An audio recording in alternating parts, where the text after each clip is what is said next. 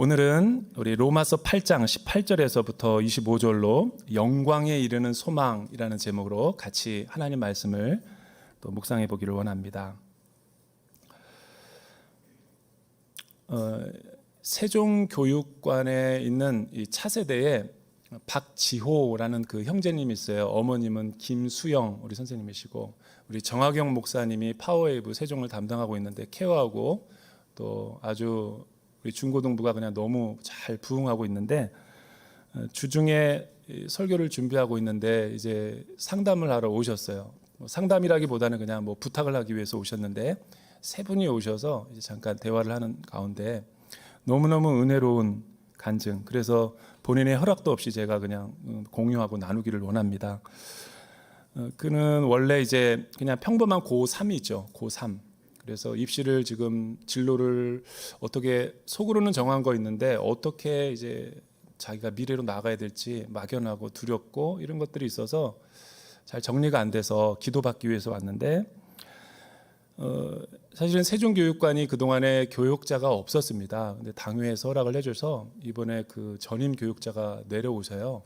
그래서 이번 주에 그런 경사가 일어났는데, 근데 이제 그 비어 있는 기간에 우리 노희태 목사님이 온누리교회 차세대 전체 본부장이시고 책임을 맡고 있는데, 본인이 직접 다른 교육자를 보낸 게 아니라 이 2개월 동안 그 본인이 오셔서 직접 버스 타고 오셔서 설교를 하셨어요. 그래서 우리 이재원 장로님이나 장로님들이 식사를 같이 대접하려고 해도 그냥 설교만 하고 바로 가시고, 그게 쉬운 것 같지만 여러분들이 그런 표정이 있는 것은 남의 일이니까.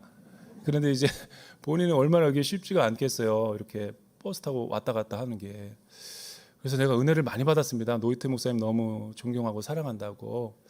그때 뭐 이런 걸요 당연히 이렇게 해야죠 라고 그래서 이제 마지막 이제 설교하는 날 우리 중고등부 애들이 굉장히 도전을 많이 받았어요. 특별히 어느 한 에피소드를 설명해 주는데, 성령님이 자기에게 하시는 말씀 같았다라는 거예요. 노희태 목사님은 자기 아들을 예화를 내서 이렇게 들었는데, 첫째 아들을 저도 본 적이 있는데, 양지 선교센터에서 훈련을 받을 때 제가 복음의 본질이라는 강의를 하러 이제 갔는데 거기에 이제 앉아 있더라고요. 키가 나만해요. 굉장히 잘생기고. 근데 그 친구가 아빠가 한 말을 무심코 귀로 흘리지 않고, 그냥 너는 남들이 다 뭐 중학교 졸업하고 고등학교 졸업하고 대학교 가고 그럼 뭐 너무 뻔한 인생 아니냐. 그러니까 하나님을 위해서 좀 도전을 해봐라. 어떤 도전이요? 대학교 가기 전에 일단은 뭐 수시로 합격을 해놨으니 너가 좀 인생의 11조 내지는 가장 좋은 젊음의 그 열정이 뜨거울 때 한번 먼저 휴학을 하고 헌신해봐. 그랬더니 그냥 지나가는 말로 했는데 이 아이가 귀에 담고 있다가 진짜 선교사 지원을 한 거예요.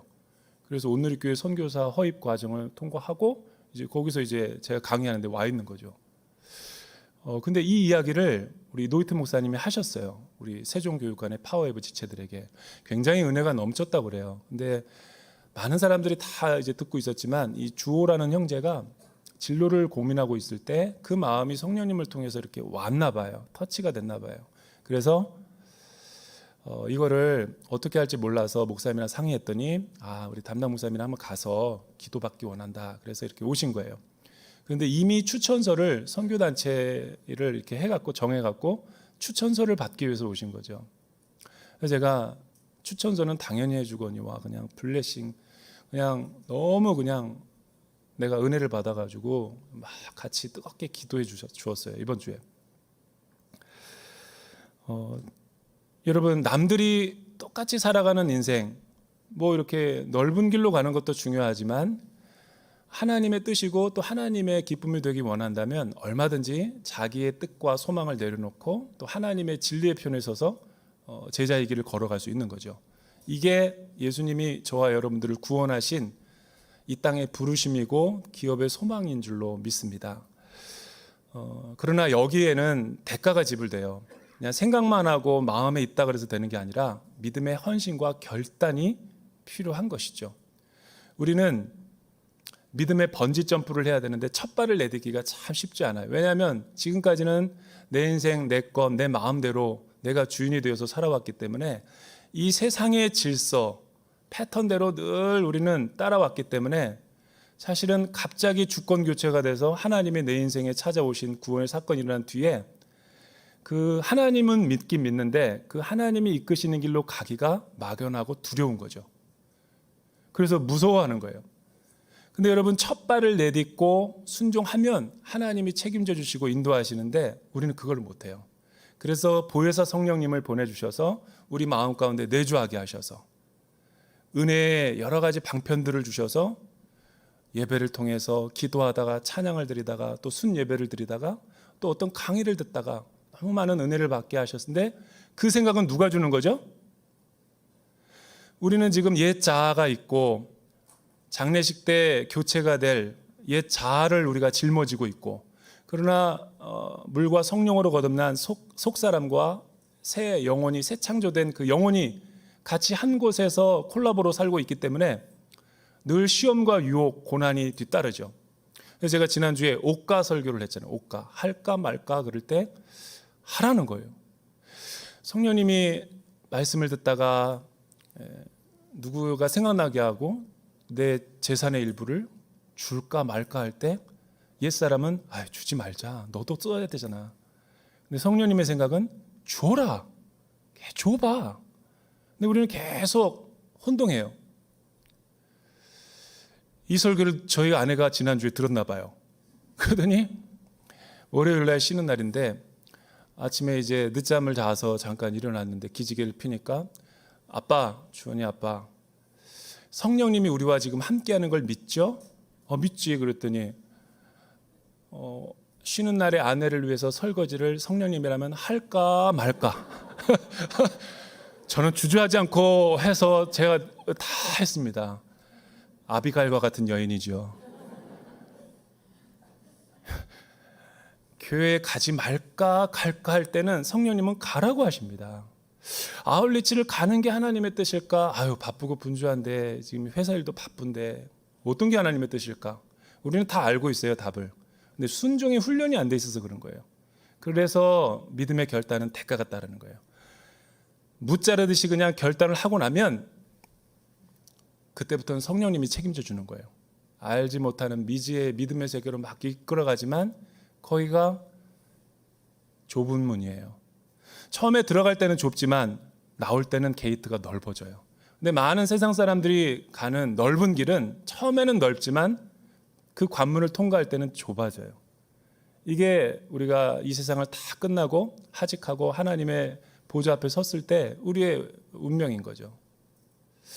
그래서 구원받고 위대한 삶을 살아가는 저와 여러분들은 날마다 이 싸움을 해야 되는 거예요. 우리가 로마서 8장 18절에서 25절 오늘 말씀을 이제 살펴볼 텐데, 도대체 우리를 구원하여 주신 목적이 무엇인가? 왜 우리를 구원하여 주시고 하나님은 우리를 이 땅에 남겨두셨는가? 구원하고 바로 천상으로 데려가면 되지. 바울은 지금 로마서를 통해서 계속 이신칭의 주제를 아주 예리하게 날카롭게 복음을 아주 우리에게 심화시켜 나가고 있죠. 그래서 종합해 보면 1장서부터 4장은 이신칭이란 무엇인가, 믿음으로 의롭다 되는 것은 무엇인가의 주제를 계속 피력했다면, 이제 5장서부터 8장, 오늘 마무리되는 이 8장까지는 이 구원의 원리를 우리가 믿었을 때, 순종했을 때 우리 삶에 나타나는 신분의 변화가 무엇인가에 대해 초점을 맞추고 5장서부터 지금까지 우리가 계속 걸어온 거죠. 여러분, 5장 1절에 보면 첫 번째, 아브라함과 같은 우리가 믿음을 갖기로 선택했을 때 제일 첫 번째로 나타나는 변화가 뭐라고 그랬어요? 하나님과의 원수되었던 우리가 화목하게 되고 그 화목으로 인해서 하나님의 화평이 우리에게 임한다. 그 화평이라는 단어가 원어에 보면은 에이레네라고 되어 있지만 구약의 히브리어로 보면 샬롬이에요. 샬롬. 하나님이 온 땅을 창조하셨을 때 보시기에 매우 기쁘고 온전한 통치가 임했을 때 창조주와 피조 세계와의 아름다운 완전한 관계를 샬롬이라는 거예요. 여러분, 평화는 전쟁이 없거나 갈등이 없는 상태를 샬롬이라고 말하는 게 아닙니다. 하나님의 온전한 통치와 다스림이 있는 그 상태를 샬롬이라고 그러는 거예요. 돈이 있고 물질이 있고 의지할 것이 많은 사람은 몸은 편안해요. 그러나 마음의 평안은 없는 거죠. 그러나 죄 문제가 해결이 되고 하나님의 주되심이 우리의 삶 가운데 임하면, 복음을 들으면 우리는 완전한 자유와 해방을 누리는 거예요. 세상이 알 수 없는 이 기쁨과 이 은혜를 우리는 성도들은 갖고 있는 거죠. 그리고 이제 로마서 8장을 통해서 구원의 그 다양한 이미지들을 설명하면서 이제 8장의 오늘 이제 결론에 이제 이르게 되는 거죠. 어떤 내용이 있는가? 우리 한번 살펴보도록 하죠. 여러분 18절 한번 읽어보세요. 18절 같이 읽어볼까요? 시작. 현재의 고난은 앞으로 우리에게 나타날 영광과 좋게 비교할 수 없다고 생각합니다. 현재의 고난은 앞으로 우리에게 나타날 영광과 좋게 비교할 수 없다라고 생각합니다. 우리는 복음으로 의롭다함을 받고 하나님 앞에서 죄가 용서함을 받았죠. 그래서 최후 심판 때 우리는 예수 그리스도를 통해서 하나님의 의를 얻게 되는 것이 이 복음의 효력이라고 그랬어요. 그런데 바울은 지금까지 5장서부터 8장까지 이르기까지 굉장한 그림 이미지를 통해서 우리의 구원의 상태를 묘사했어요. 첫째는 우리를 이 죄와 사망의 죽음의 지배를 받고 있는 노예로 표현했습니다. 노예. 그래서 그 노예와 포로된 사람은 자기가 스스로 자기의 무모에 결박된 것을 풀 수 없죠. 물에 빠진 사람이 스스로 자기를 건져낼 수 없듯이, 여러분 전쟁에서 포로로 간 사람들은 자기가 스스로 결박을 풀고 자유를 찾을 수 없죠. 제3의 세력, 누군가가 강력한 세력이 와서 자기를 풀어줘야지만이 구원이 임하는 거예요. 그래서 기독교는 자력 구원이 아니라 타력 구원을 의미하고 있죠. 그런데 이 속량이라는 것을 써서 우리의 구원을 표현했는데, 속량은 대가를 지불하고 몸값을 지불하고 우리를 건져내는 거예요. 그래서 속전이라고도 표현하죠. 여러분 요한복음에서 예수님이 십자가의 사건을 통해 다 이루었다라는 뜻이 다 값을 지불했다. 그래서 우리는 죄에서 해방될 수 있는 토대를 마련한 거예요. 바울은 이거를 속량이다. 그래서 우리를 노예의 신분에서 해방됨을 표현했죠. 두 번째는 바울은 이 로마서 5장에서 7장까지 다양한 역동적인 언어를 쓰고 있는데, 저와 여러분들의 그 살아가고 있는 나라, 지배되고 있는 그 통치와 그 세력이 변화됐다 그래요. 이 세상의 나라에서 하나님의 나라로, 나의 나라에서 하나님의 나라로 주권 전이와 교체가 이루어졌다라고 말하죠. 그래서 죄의 종에서 하나님의 종으로 바뀌었다는 건 뭐냐면 우리의 통치자가 바뀌었다는 거예요. 세 번째는 이 국가와 소속이 이제 바뀌었다라는 것을 표현했다면, 마지막으로 이제 입양과 양자되었다라고 표현하는 거예요. 원래 우리는 외인이었고 이방인이었고 하나님의 자녀가 아니었죠.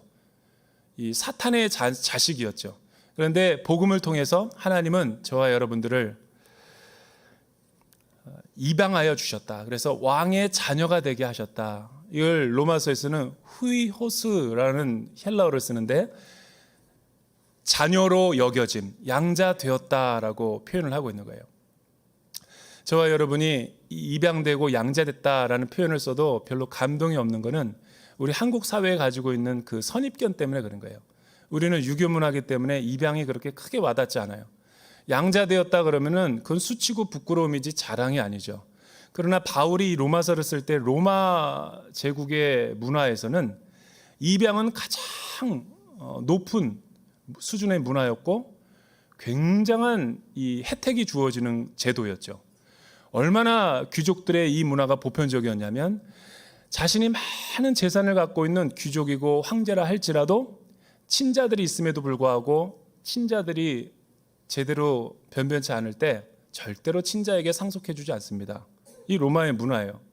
그러면 누구에게 물려주느냐? 이 노예들을 사가지고 자기 아들로 입양을 한 다음에 잘 훈련을 시키고 이 자신의 뜻을 잘 받들 수 있는 탁월한 노예를 입양된 자녀에게 모든 전권을 위임해 주죠. 그를 상속이고 유업이고 기업이라고 그러는 거예요. 이렇게 말해도 여러분들이 못 알아들을 것 같아서 예를 하나 드릴 준비를 했어요. 여러분, 노예에서 로마 황제가 된 사람이 있어요. 네로예요, 네로. 네로는 입양된 사람이었죠. 친자가 아니었어요. 그런데 자기 아들들이 너무 변변치 않고 늘 싸움만 하니까 잘 노예를 키워가지고 입양을 시켜서 국가를 물려준 거죠. 바울이 이거를 표현하고 있는 거예요. 저와 여러분들이 예수 믿지 않다가 예수님을 통해 하나님의 자녀가 됐다는 말은 뭐냐면 모든 하나님의 나라의 이 유업을 상속을 받게 됐다는 거예요. 그게 복음의 효력과 능력이라는 거죠. 그러면 이런 엄청난 상속과 유업을 받은 사람이라면 우리의 신분이 얼마나 놀랍습니까?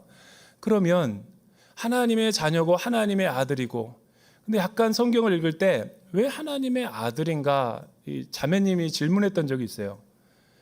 왜 성경은 이렇게 가부장적인가? 그 굉장히 좋은 질문인데 왜 성경이 이렇게 아들이란 말을 쓰냐면 그 당시 로마법에 의하면 아들에게만 상속이 되기 때문에 그렇지 아들들이라고 하는 것은 가로치고 딸까지 포함된 거예요. 문화를 표현하려니까 이렇게 한 거지 아들과 딸 구별 없이 예수 믿으면 다 상속자가 되게 하셨다라는 거죠. 그러므로 여러분 상속을 받은 자라면 왜 그 상속이 바로 나에게 주어지지 않는가라는 의문을 갖게 되죠. 그래서 우리는 소망을 가지고 인내로 기다려야 되는 거예요.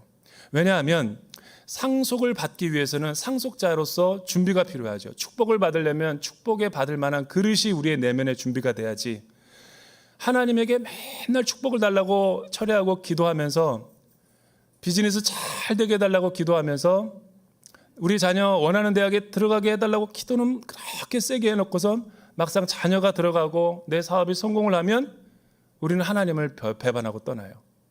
왜 그렇죠? 축복의 그릇이 준비가 안 됐기 때문인 거예요. 그래서 하나님은 상속자가 받을 날까지 유예기간을 두셔서 훈련을 받게 하는 거죠. 그 훈련이 바로 이 땅에서의 순례자의 삶을 살아가게 한 거예요. 교회 공동체 모여가지고 훈련받게 하고 옛사람을 잔재청산을 다 하게 하고 하나님 믿음에 순종하는 법, 말씀의 권위에 따르는 법, 내 생각을 내려놓고 절대 주권에 순종하는 방법, 이런 믿음의 훈련을 낮추시고 이 광야의 삶 같은 곳에서 날마다 시키는 거죠.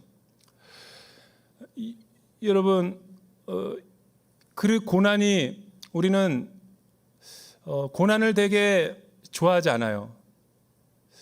저도 좋아하지 않지만 고난을 우리는 다 원한다면 다 피하고 싶죠. 하지만 하나님의 생각은 달라요.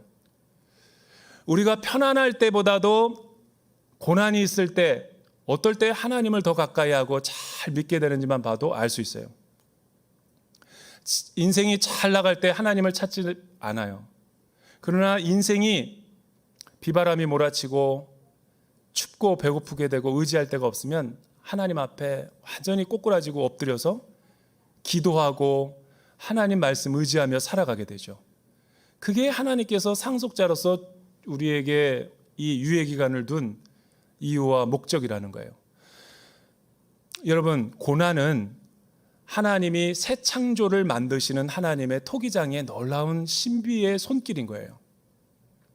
사람들은 다 고난을 피해가기를 원하지만 하나님은 고난을 통해서 나의 내면과 속사람의 아름다운 성품을 축복을 받을 만한 그릇으로 상속자로서 빚어가는 분이시죠.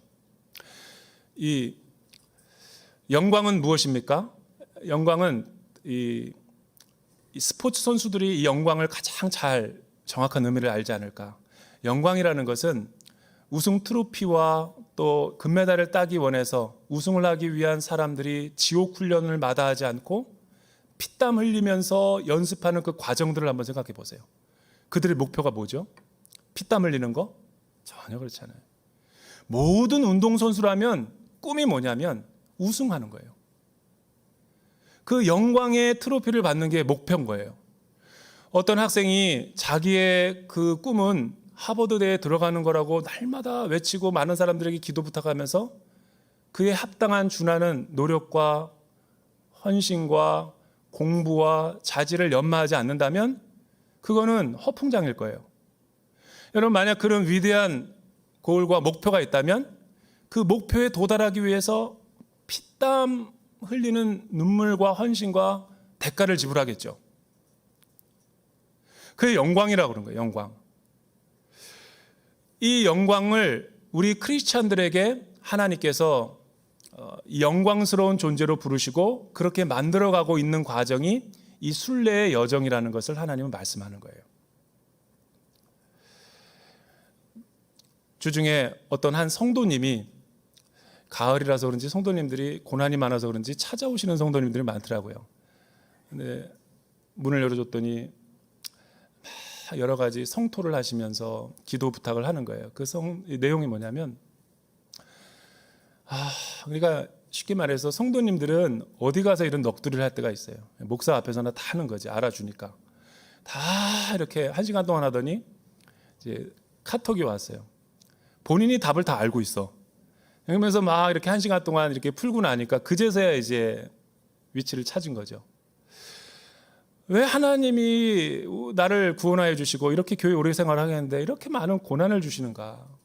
우리 손주를 봐도 고난이고 우리 자식을 봐도 고난이고, 그 자식이 너무 어렵고 힘들 때 자기가 그걸 기도하기 위해서 자기 그냥 세상에 취해서 살았는데 거기서 빼내서 하나님이 교회에 나와서 기도하게 하시고 여성 예배나 많은 이 큐티를 통해서 은혜 받게 하셔서 이제 교회에 정착하게 하셨는데, 또 이제 잊을만 하니까 왜 또 이번에는 우리 손주가 그렇게 희귀병으로 인해서 너무 많은, 그냥 아주 내가 아팠으면 좋겠다 할 정도로 너무 고통을 당하니까 자식도 고통스럽고 손주도 고통스럽고 그 보는 애미도 고통스럽고 이 고통이 너무 힘들다라는 거예요. 1시간 동안 다 듣고 이제 기도해 주기 전에 마지막으로 제가 그렇게 질문했어요. 성도님, 참 진짜 힘들겠어요. 현재의 고난은 근데 장차 올 그 상속자가 받을 그 영광에 비하면 아무것도 아니라고. 그래서 이 현재의 고난에 집중하기보다는 미래에 자기가 영화롭게 될 그 영광의 소망에 한번 초점을 맞춰보라고. 목사님, 내가 예수 믿기 전에도 고난이 많았어요. 근데 왜 예수 믿고 나서도 이렇게 고난이 많은 거죠? 그러면 예수를 도대체 왜 믿나요? 다르죠. 예수 믿기 전에는 고난은 혼자 고통을 당하는 거고, 예수 믿고 나서 구원받고 나서의 고난은 하나님이 함께 고통을 분담하고 있는 거예요. 성령님이 내주하셔서 위로하시고 함께 하시고 있다고요. 이거를 눈이 열려야 볼 수 있는데 성령님은 한 번도 우리 성도님을 떠난 적이 없어요. 왜냐하면 한번 인생의 뒤안길을 쭉 생각해 보세요. 여러분의 인생 가운데도 고난당하고 있는 분들이 있다면 솔직히 한번 내면의 세계를 들여다보세요. 내가 인생에 잘 되고 성공하고 출세하고 내가 원하는 대로 잘 달릴 때 하나님께 가까이 갔는가? 아니면 곤두박질 쳐지고 거친 비바람이 몰아치고 광야와 폭풍 가운데 한가운데 있을 때, 절망과 체념했을 때 내가 하나님을 더 가까이 나아갔는가? 내 말이 아니에요. 그분 말이에요. 후자죠. 그래서 하나님은 가끔 손님처럼 그렇게 고난을 허락할 때가 있다고. 그런데 여러분, 그 하나님께로 가까이 나아갈 수 있다는 것 때문에 고난이 우리에게 가치가 있고 의미가 있고 유의미한 거죠. 왜냐하면 하나님이 우리와 함께 할 때만 우리는 참된 기쁨과 평안과 하나님의 통치와 또 하나님의 내주하심을 느낄 수 있기 때문에 그렇죠. 우리가 살아보니까 그 하나님이 나와 함께 하실 때의 그 시간과 순간만큼 가치 있고 나의 모든 인생의 기쁨을 누릴 때가 어느 때 있었어요? 여행할 때 기쁨이 있었습니까? 그런 거 기쁨이 있긴 있지만 일시적이고 찰나적이죠. 순간적이죠. 그러나 하나님이 나와 함께 하실 때의 그 기쁨과 평안과는 비교가 안 되는 거예요. 그래서 다윗은 고난받는 것이 내가 유익이다라고 말할 수 있을 정도로. 왜 이런 일이 일어나는지 모르겠어요. 왜 이 사건이 하필 나에게 닥치는지 모르겠어요. 왜 청청병력과도 같은 질병과 고통의 시간이 나에게 주어지는지 나도 알 수 없어요. 그러나 그거는 하나님이 아세요. 위대한 세계적인 신학자였던 스위스의 칼 바르트라고 하는 신학자는 개신교의 모든 신학을 다 정리해버렸어요. 당대 최고의 신학자일 뿐만 아니라 엄청난 사람이죠. 그런데 그가 맹위를 떨치고 있을 때 그의 아들이 스위스에서 등반을 하다가 낙사 사고로 죽었어요. 그 소식을 들은 가장 아끼고 사랑하는 아들이 죽었을 때 그 슬픔과 비통은 이루 말할 수 없어서 그냥 오열을 하면서 장례식을 그냥 통곡을 했다 그래요. 마지막 날, 천국 환송 가는 그날 칼 바르트가 이런 고백을 남겼다 그래요. 고린도서의 말씀을 인용해서 다 알 수 없어도 지금은 내가 부분적으로 보고 부분적으로 알지만 그날에는 얼굴과 얼굴을 맞대고 하나님께 물어보리라. 알 수 없죠. 왜 있는지 알 수 없어요. 그러나 제가 최근에 목회를 하면서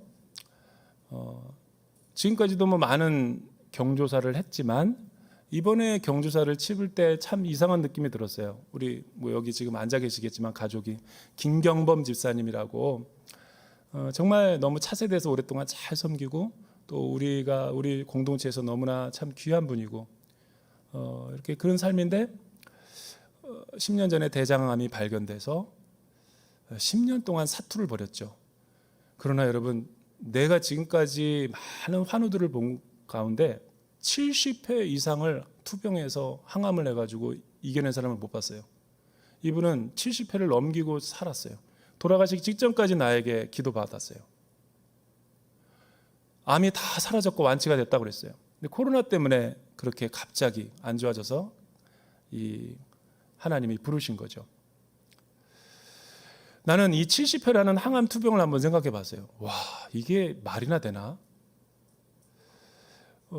그만큼 의지가 굉장히 강했던 분이고 가족들의 또 순식구들의 중보기도가 많았죠.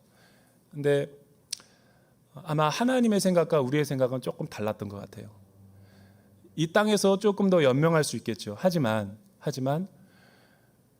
눈물 많고 고통 많고 슬픔 많고 질병이 늘 이렇게 삶의 질이 떨어지는 상태에서 그냥 혈육이라고 해서 같이 있는 것만 가지고 우리가 있는 행복과 눈물 없고 고통 없고 하나님이 다 온전하게 하고 회복시켜 주신 그 하나님 나라에서의 삶과 현재의 고난보다 장래의 영광이 비교가 되겠어요? 그거는 비교할 수 없는 거죠. 우리는 부분적으로 보는데도 이 정도의 영광을 보는데 여러분, 완전히 계시가 열려서 하나님의 영광이 드러날 때는 미련 없이 이 땅 거를 놓고 갈 수 있어야죠. 그래서 하나님이 가끔 잊을만 하면 하나님이 고난을 주시는 거예요. 왜냐하면 사막을 건너는 방법이라는 스티브 도나유라고 쓴 사람이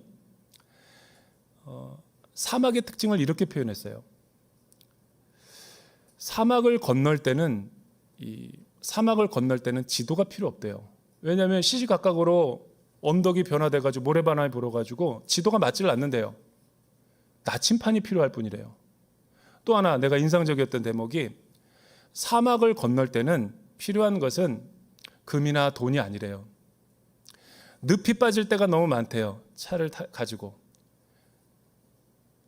그러면은 그 늪에 빠졌을 때 어떻게 헤어나올 수 있는가? 고난을 당하는 것을 비유로 말한 거죠. 사막에서는 아무리 좋은 타이어, 좋은 차라도 못 빠져나온대요. 애를 쓰면 쓸수록 더 빠진대요. 구렁텅이로. 그때 유일하게 나올 수 있는 방법이 있대요. 플랫 타이어로 만들면 된대요. 바람을 다 빼야 된대요. 그러면 나올 수 있대요. 그러니까 저는 도시 속에서 사는 사람들과 이 세상에서 사는 사람들과 하나님 나라의 질서 가운데 사는 삶의 방식이 다르다고 봐요. 우리는 왜 그렇게 고통을 무조건 부정적인 것만 보는가? 하나님 편에서 보면 그 고난이 있기 때문에 멈출 수 있고 하나님을 만날 수 있고 사실은 잘 될 때보다 잘 안 됐기 때문에 우리는 하나님을 더 간절히 만날 수 있었던 거예요. 그래서 바울은 현재의 고난보다 장차 임할 그 영광에 이르게 하기 위한 하나님의 손길이라는 거예요.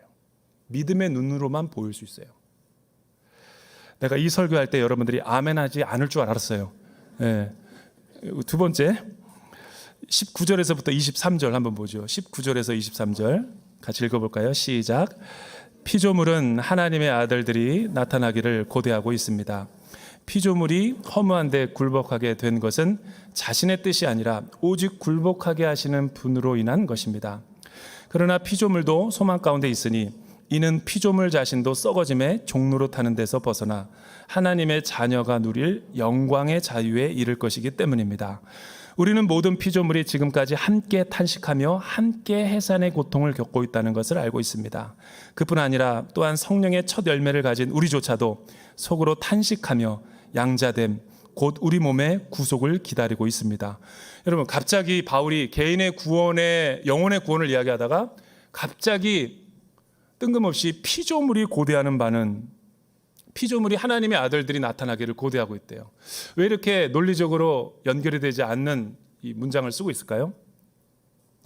여기서 피조물을 이야기하면서 바울이 이야기하고 싶은 것은 우리가 눈에 보이는 세계는 저와 여러분들이 아름답게 보이고 뭐 가을 정취가 뭐 뛰어나고 뭐 그랜드 캐년에 가보니까 뭐 이게 장관이다 뭐 이런 거가 아니라는 거를 환기시키기 위해서 이 표현을 쓰는 거예요. 동시에 창세기 1장으로 가서 하나님이 처음 창조할 때의 모습을 리마인드 시키는 거예요. 여러분, 하나님이 우리를 이 세계를 창조하실 때 모습이 어땠어요? 하나님은 세 가지를 창조하셨습니다. 천사들과 영적인 세계를 먼저 창조하셨어요. 성경에는 전제를 하고 있는 거죠. 그러나 창세기 1장 1절부터는 눈에 보이는 이 물리적인 세계의 창조를 6일 동안 보여주죠.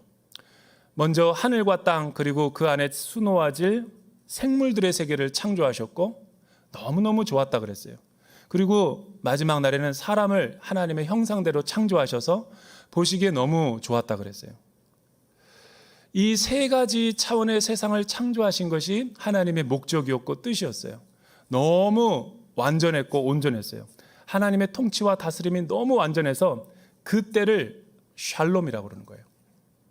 그런데 자유의지를 가진 인간이 영적 세계에서 반란과 불순종이 일어나서 선악과의 사건 이후에 죄가 이 세상에 들어옴으로 인해서 모든 관계성이 다 끊어지고 무질서하게 되지고 이 카오스 그 자체가 돼버린 거죠.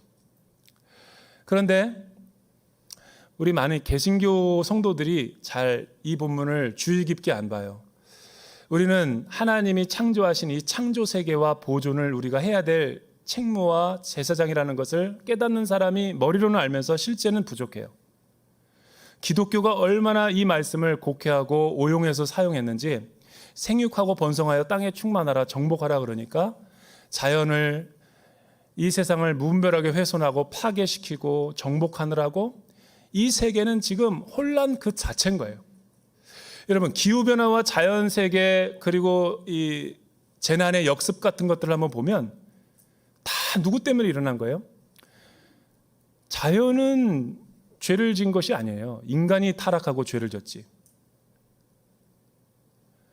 그리고 인간의 어떤 그 만물의 영장이라는 그 타이틀을 자기가 스스로 만들어가지고 하나님의 형상을 우리는 드린 존재니까 특별한 존재다 그래서 인간 중심론적인 사고를 하면서부터 인류 역사는 파멸의 길로 가는 거예요. 왜? 문화라는 이름으로 다 뭐 자연을 무분별하게 훼손하고 정복하고 다스리라는 것으로 인해서 하나님의 창조 질서를 보존하지 않고 다 자기 마음대로 해놔서 이렇게 된 거예요. 하나님은 그렇게 세상을 창조하지 않았습니다. 여러분, 자연 속에 인간이 들어가 있는 거죠. 자연과 인간이 분리된 게 아니라 피조의 세계로 연대가 되어 있는 거예요. 여러분, 자연이 훼손되면 인간에게 영향을 안 미치나요? 다 이런 거를 곡해하고 성경을 제대로 해석 못해서 이렇게 파손에 앞장선 것이 사실은 서구 문명이었죠. 그러나 하나님이 원하시는 것은 하나님의 아들들이 나타나는 거예요. 그래서 지금 타락한 인류에 의해서 인간에 의해서 이 자연이 얼마나 지금 비참한 상태가 됐는가를 바울이 언급하고 싶은 거죠. 허무한 데 굴복하고 있고 이 피조 세계는 지금 인류는 썩어짐의 종노릇하고 있고 사망과 죄가 죽음이 왕노릇하고 있다는 거죠. 그리고 해산의 고통을 겪고 있대요. 해산의 땅이 저주를 받아서 엉겅퀴를 내고 있다는 거죠. 누구 때문에? 타락한 인간의 죄성 때문에. 그러면 예수님을 만나고 구원을 받은 인간이 하나님을 진짜 만나게 된다면 이제 인류는 다시 어떻게 자연에 대해서 관계가 회복이 돼야 되죠? 예수님이 성육신적으로 우리의 몸을 입고 자연의 피조세계의 몸을 입고 이 땅 가운데 선기로 낮아져 오신 것처럼 타락한 피조세계라 그래서 빨리 종말이 없어지고 빨리 핵전쟁이라든가 뭐 쓰나미를 통해서 빨리 기후변화로 인해서 다 이게 새로워지고 만물을 새롭게 하신 하나님이 지구를 새롭게 만드실 것이다. 이게 기독교인들이 잘못 갖고 있는 생각이에요. 우리 주님은 내려오셨어요. 타락한 세계. 우리도 그리스도의 형상으로 부름을 받았기 때문에 우리도 그렇게 창조 세계를 보존하기 위해서 낮아져야 되죠. 그런데 우리는 개인 구원만, 내 영혼만 구원되면 된다라는 우월의식을 가져서 자연 세계는 구원받은 교회와 성도들이 아무런 책임을 지지 않아요. 그래서 하나님이 피조 세계가 슬퍼하신다는 거예요. 성령의 첫 열매를 받은 우리조차가 그런 인식을 갖지 못할 때 성령님은 탄식한다는 거예요. 이제 구원받은 존재로서 우리는 어떤 책임의식을 갖고 살아야 되나요? 환경도 정말 진짜 웬만하면 쓰레기 줄이고 여러분 환경보호에 앞장서야죠. 24절 25절 마지막으로 한번 읽어볼까요? 우리에게 원하는 하나님의 그 구원의 소망 24, 25절 시작. 이는 우리가 이 소망 가운데 구원을 받았기 때문입니다. 그러나 눈에 보이는 소망은 소망이 아닙니다. 보이는 것을 누가 소망하겠습니까? 만일 우리가 보지 못하는 것을 소망한다면 참고 기다려야 합니다. 여러분, 바울은 지금 예수 그리스도로 시작된 이 하나님 나라의 구원이 이제 이미 시작됐어요. 결정돼서. 그러나 아직 다 완성은 안 됐어요. 장차 완성될 거예요. 그래서 구원받은 저와 여러분이 왜 현재 이렇게 고난을 당하냐면 사회적인 모순 때문에 그렇죠. 타락한 세상, 아직 완전한 구원이 임하지 않았기 때문에, 이미와 아직 사이에 나그네와 순례자로 있기 때문에 여러 가지 모순된 상황을 많이 보는 거예요. 그러나 늘 천년만년 슬픔만 있는 것도 아니고 늘 천년만년 기쁨만 있는 것도 아니고 지금 이 세상은 기쁠 때도 있고 슬플 때도 있고, 그리고 하나님을 믿는 우리는 구원의 예고편만 맛본 거예요. 마치 영화가, 여러분 러닝타임이 완전한 풀 버전이 있죠. 근데 티저라 그래서 예고편을 보여줄 때가 있잖아요. 그거 보고 우리가 예매하잖아요. 지금 예수님을 통해서 임한 우리의 구원은 맛보기예요. 잠깐 예고편이죠. 장차 계시가 풀릴 때, 완성될 때 그때는 얼굴과 얼굴을 맞대고 볼, 그러니까 그 시간이 오기까지 우리는 뭐 해야 돼요? 소망을 갖고 인내하며 참아야 되는 거예요. 상속자로 완전히 될 때까지. 저는 이 설교를 준비하다가 예전에 예수제자학교를 오랫동안 사역할 때 어떤 성도님을 제가 면접할 때가 기억이 났어요. 호주에서 유학하던 자매였는데 어떻게 이 제주학교에 오게 됐냐 그랬더니 엄마가 막 독려해가지고 오게 됐다고. 엄마가 60만 원 주면서 유언처럼 이렇게 말했대요. 평택에 사시는 분인데 엄마가 인생을 다 지금까지 주님이 나를 부르실 날이 얼마 되지 않는 것 같다. 살면 내가 얼마나 살겠니? 근데 너는 이제 앞으로 창창한데 엄마가 인생을 돌아보니까 가장 언제가 행복하고 보람있고 가치가 있었는가를 깊이 며칠 동안 묵상했다. 근데 하나님과 함께하고 이 하나님의 말씀으로 내가 순종하고 훈련받을 때가 너무너무 행복했대. 왜? 자기도 예수제자 훈련 1년 동안 하는 훈련을 안 받으려고 계속 이리 빼고 저리 뺐는데 강제로 누가 돈을 내줘가지고 들어가겠대요.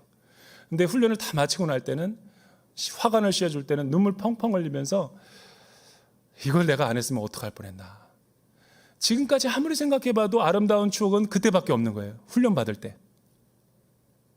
그러니 딸에게 유언처럼 해주면서 그랬대요. 예, 너 호주 유학 잠깐 와서 1년만 여기서 이 제자 훈련을 해라. 그래서 자기가 왔다고 면접하는 거예요. 나는 굉장히 오늘 설교에 우리에게 시사하는 바가 크다고 생각해요. 여러분, 저와 여러분들이 이 땅에서 살면 얼마나 더 사겠어요? 그러나 흘러가는 시간을 우리가 어떻게 가치 있고 보람 있게 살 것인가? 영광의 소망을 기다리고 바라보는 구원받은 성도라면 하나님의 말씀의 권위에 훈련받고 잘 안 되지만 믿음으로 첫 발을 내딛고 순종하고 하나님이 이끄시는 삶을 살 때 시간이 지나면 그게 진짜 남는 인생이에요. 잘 먹고 잘 살고 넓은 곳에 산다 그래서 좋은 차를 산다 그래서 우리가 만족 있는 것이 아니죠. 저와 여러분들이 그렇게 상속자의 정체성을 갖고 살아가기를 주님의 이름으로 축복합니다. 기도하겠습니다. 사랑하는 주님, 감사합니다. 영원히 죄로 인해서 죽을 수밖에 없던 인생들을 예수 그리스도의 보혈과 십자가로 우리를 구원하여 주시고 하나님의 아들 상속자가 되게 하여 주심을 감사합니다. 장차 완성될 주님이 다시 오실 그때 우리를 영화롭게 할 때까지 이 땅에서 하나님의 복음에 합당한 삶을 살아갈 수 있게 인도하여 주시옵소서. 예수님의 이름으로 기도드립니다.